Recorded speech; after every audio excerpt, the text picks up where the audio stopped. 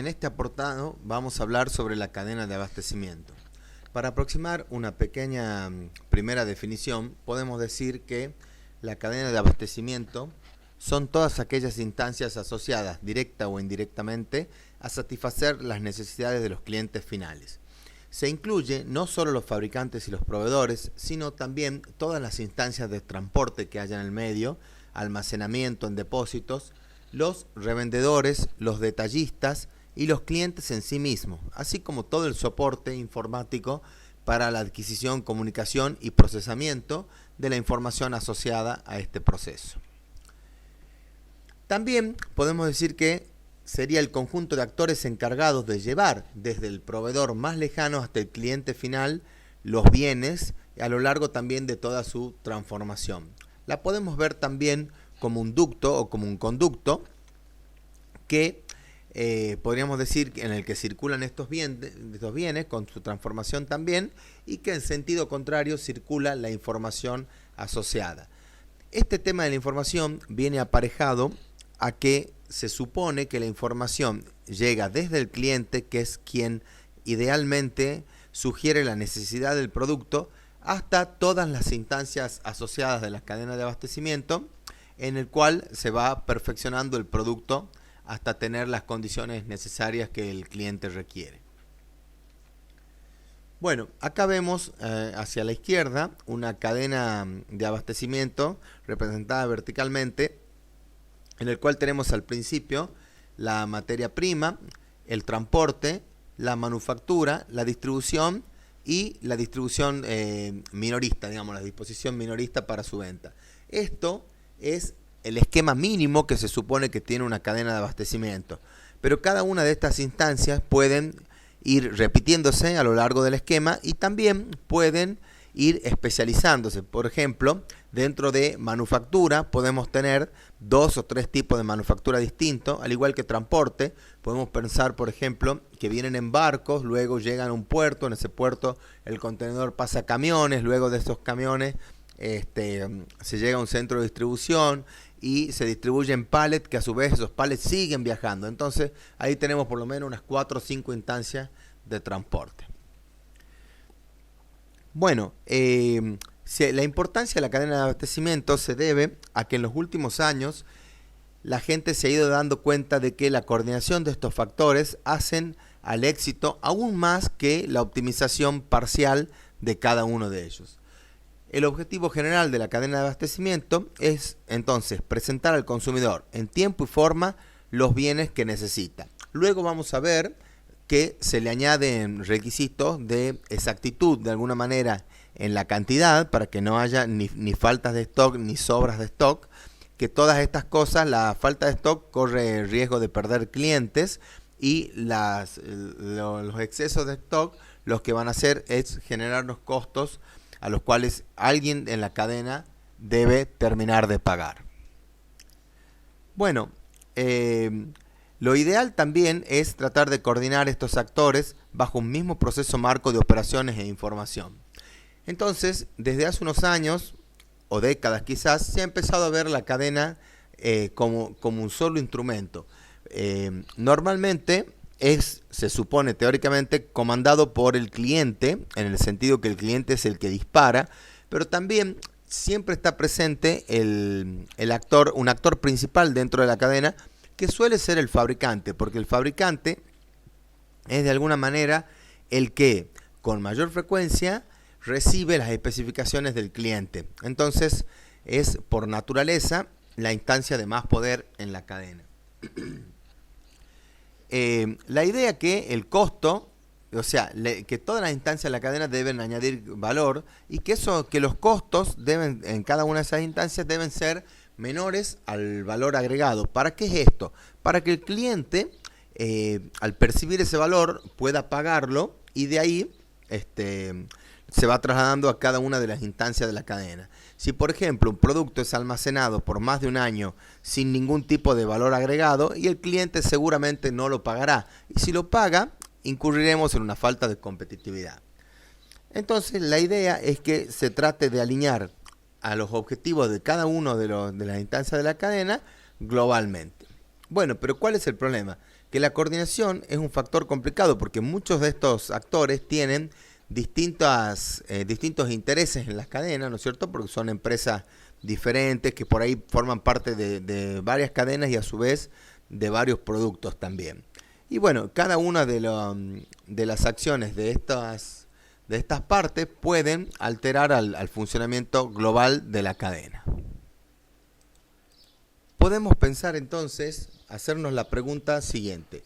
¿Qué pasa si todo el éxito o el fracaso de una empresa dependiera de la gestión de su cadena de abastecimiento? De hecho, esto ocurre constantemente.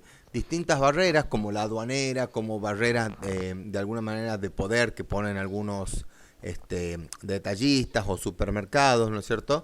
Barreras de importación, de permisos para la venta de determinado material o producto, van a hacer que muchas veces el producto mejor diseñado y mejor fabricado termine fracasando en el mercado. Entonces esto hace que cada vez más se tenga conciencia sobre la importancia de la gestión global de la cadena de abastecimiento.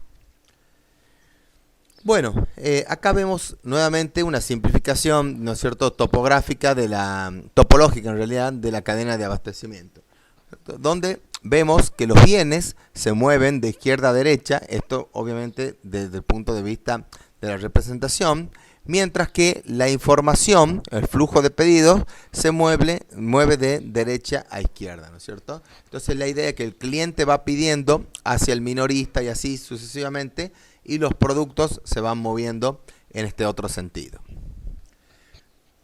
Ahora, las cadenas de abastecimiento son muy diferentes con respecto, según van variando los productos de los que se trata.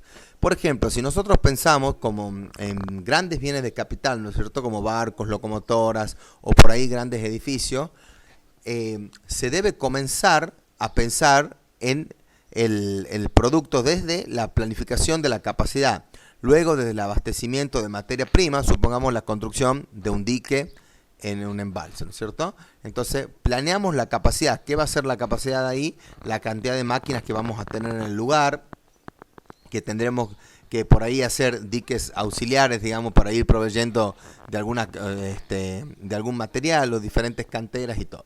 Luego empezamos a abastecer la materia prima según esta planificación de la capacidad. Se hace la producción, se arma de alguna manera el producto o servicio. La producción puede ser producción de hormigón, de determinado mineral, ¿no es cierto? Luego se va haciendo el ensamble y se entrega. Entonces aquí pensamos, esto se hace totalmente obviamente a pedido, ¿no es cierto? Porque depende de cada producto final, todo este tiempo y estas distintas capacidades que se planifican. Bueno, entonces acá prácticamente desde que nosotros definimos el producto, ¿no es cierto?, es en el que menor tiempo tenemos para tomar decisiones, porque hasta no está definido el producto no se empiezan a fabricar.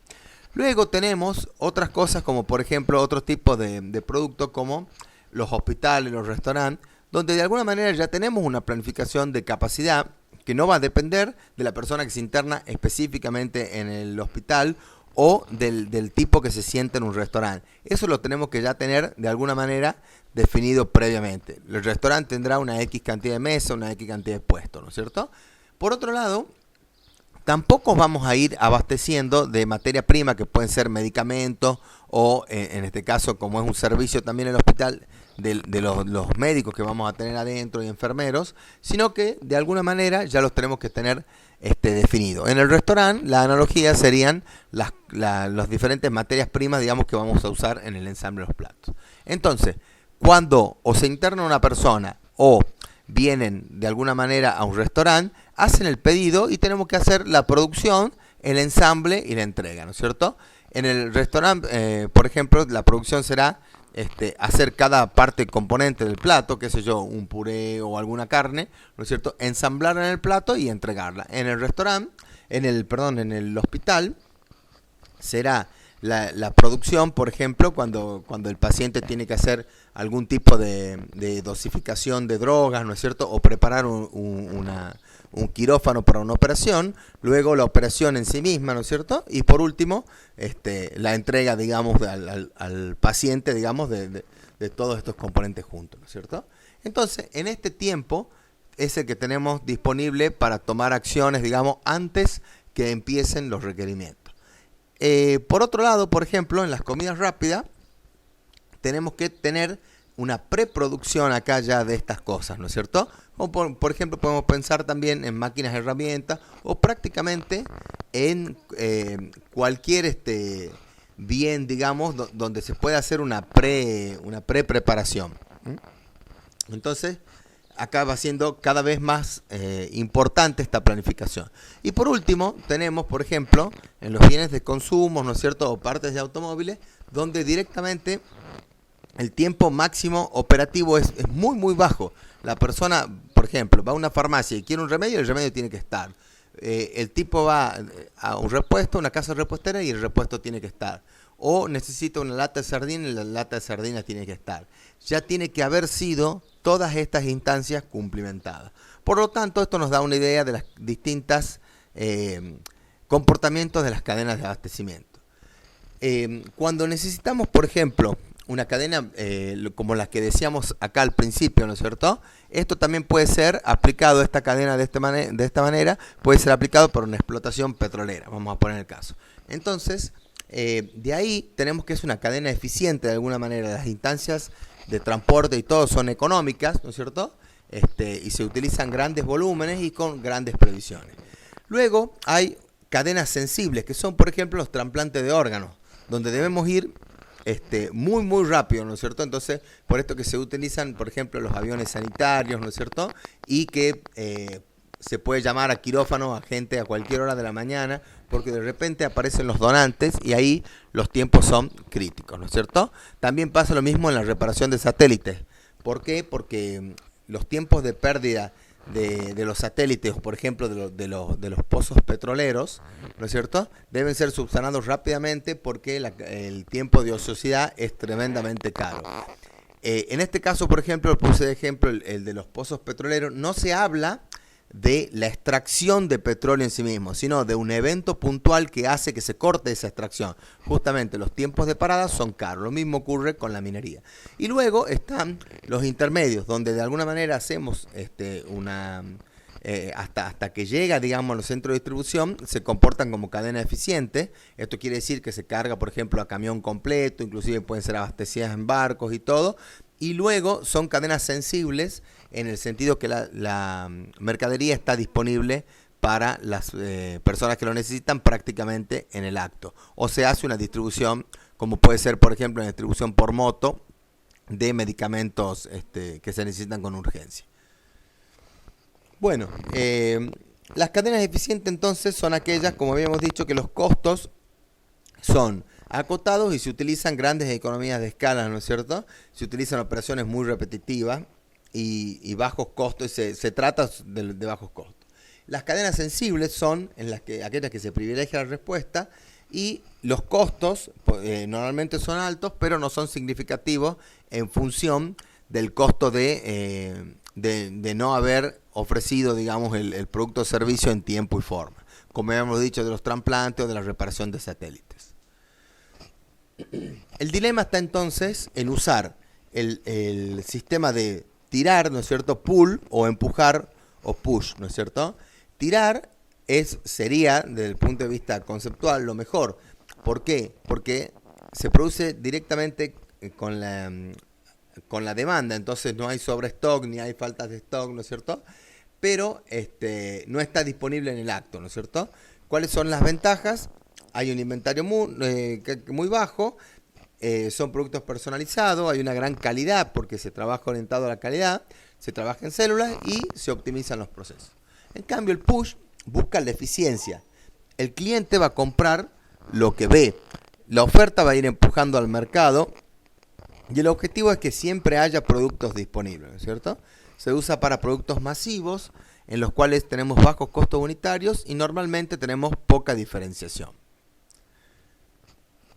Dentro de la cadena, la integración horizontal, que esto significa que varios eslabones de la cadena estén bajo un mismo nivel de mando, nos sirve porque hay un mayor control en la cadena, se maneja mejor los costos, hay un mejor flujo de materiales y de información porque está todo coordinado, ¿no es cierto? Pero tiene las siguientes desventajas. requerimos una especialización de capitales. Por ejemplo, si Coca-Cola tuviera, que de hecho lo hace, comprar todos sus camiones y sus depósitos y todo, hace que pierda de alguna manera foco en su producción, ¿no es cierto? Se tiene poca flexibilidad. Por ejemplo, Coca-Cola no tiene una cadena específica para vender granos, por ejemplo, ¿no es cierto? Y se usa para mercados relativamente estáticos. En este caso, por ejemplo, Coca-Cola es de alguna manera un ejemplo porque los mercados son, el mercado de Coca-Cola es bastante poco cambiante.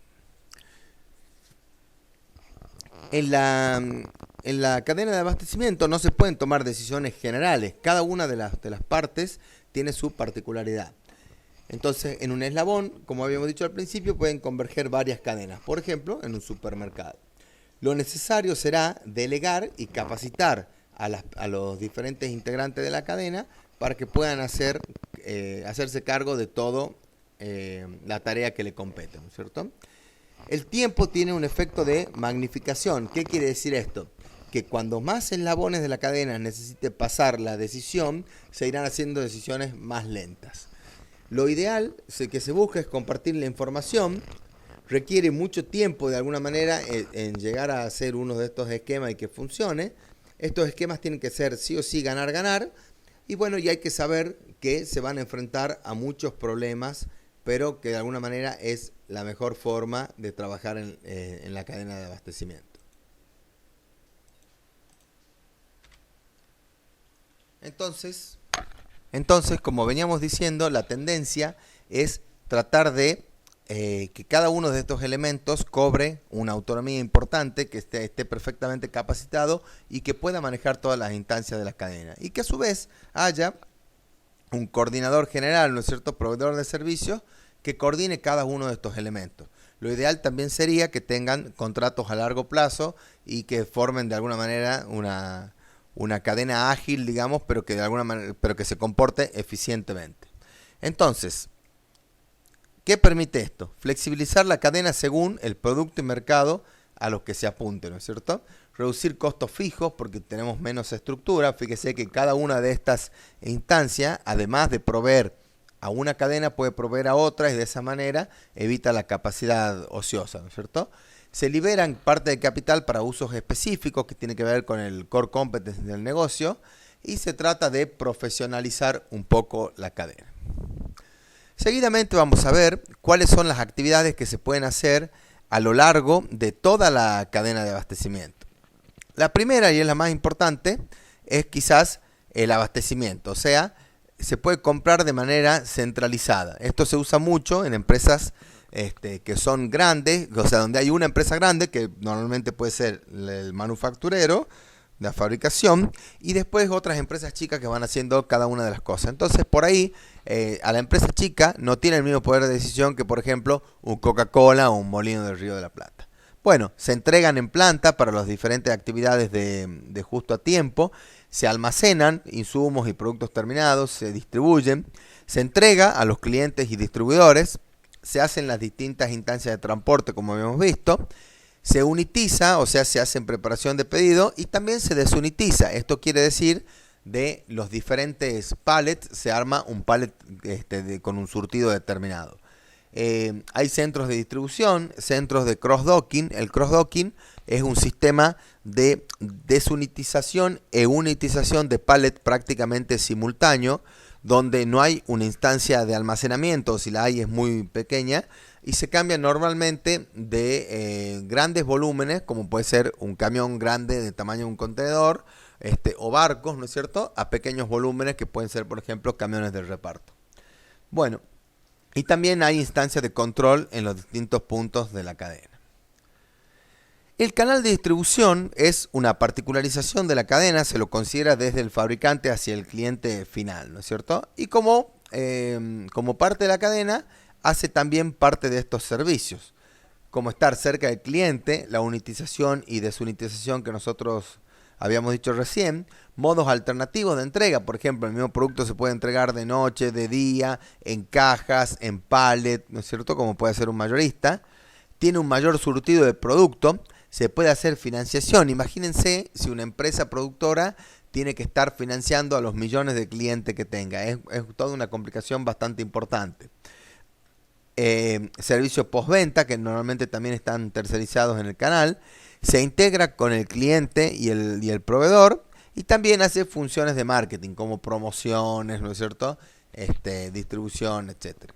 Pero, por supuesto, siempre tenemos que tener en cuenta que si bien agregan valor, también van a agregar costos. Y estos costos tienen que ser pagados por el cliente para que el sistema funcione. Bueno, vemos que los canales de distribución tienen distinta longitud.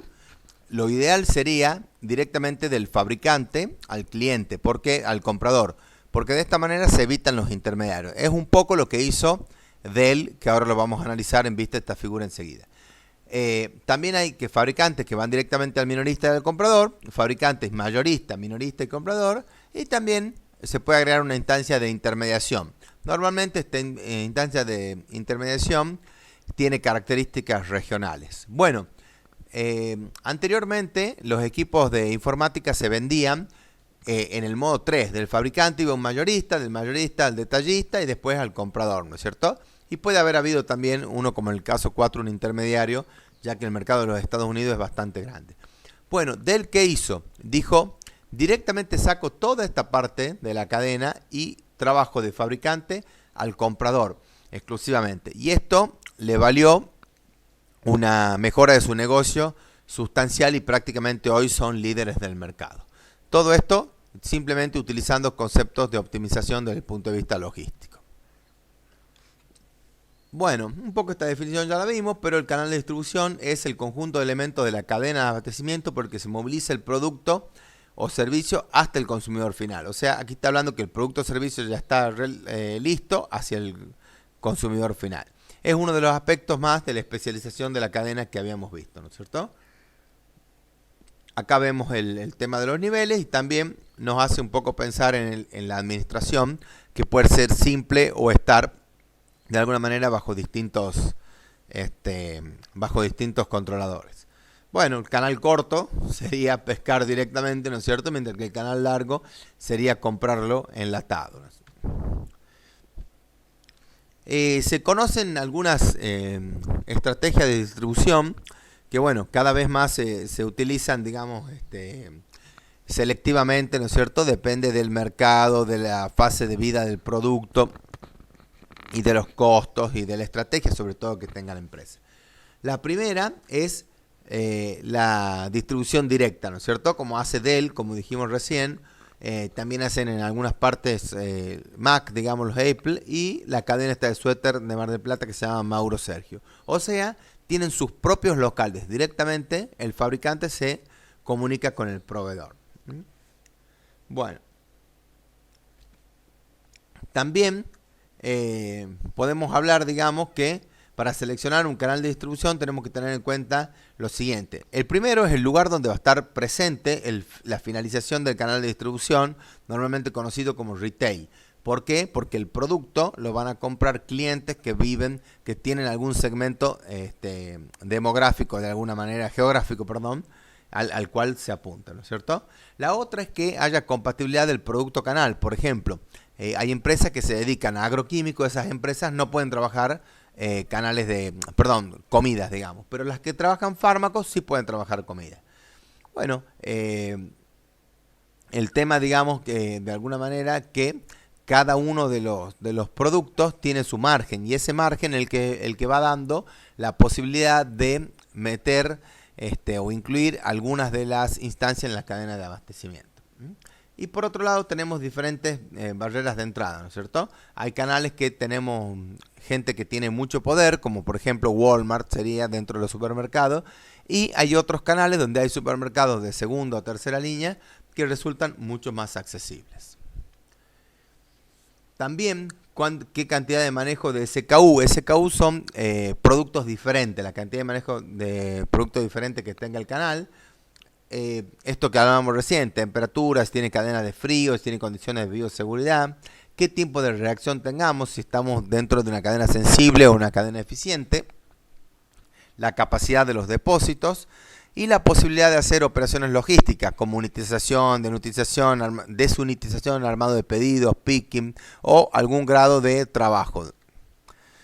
Bueno, la estrategia de distribución intensiva, que es la que hace Coca-Cola, se trata de que el producto esté siempre presente en toda la extensión del canal, o sea que prácticamente no haya ningún lugar sin producto. ¿Cuál es la ventaja? Que el producto está siempre, ¿no es cierto?, accesible, que el cliente se fideliza, o sea, no tiene excusa para comprar otro producto, perdón. Y las desventajas es que son más costosas, se requiere un canal de distribución más amplio, inmoviliza capital, ¿no es cierto? Entonces, en actividades, como habíamos visto, que no son específicas de la fabricación, no son el métier de la empresa. La distribución selectiva se trata de que el producto esté presente en los lugares donde pensamos que va a tener mejor relación precio-prestación, ¿no es cierto? Las ventajas son que el producto siempre es accesible, en donde los lugares son los más interesantes para la venta. El costo de distribución es mucho menor que en la distribución intensiva, inmoviliza menos capital. Pero ¿cuál es la desventaja? Se pierde la universalidad, digamos, o sea que no está el producto en todos lados y la competencia queda sin rival en zonas donde nuestro canal de distribución no va a cubrir. Y eso puede hacer, para algunos casos, que se pierdan clientela. Y la estrategia de distribución exclusiva es la que permite un único distribuidor por zona o otro atributo, como por ejemplo centro comercial, barrio, etc. La ventaja es que se elimina la autocompetencia, o sea, ningún otro va a competir en el área, se fideliza el canal, tenemos un manejo mucho más sencillo porque son distribuidores exclusivos, ¿no es cierto?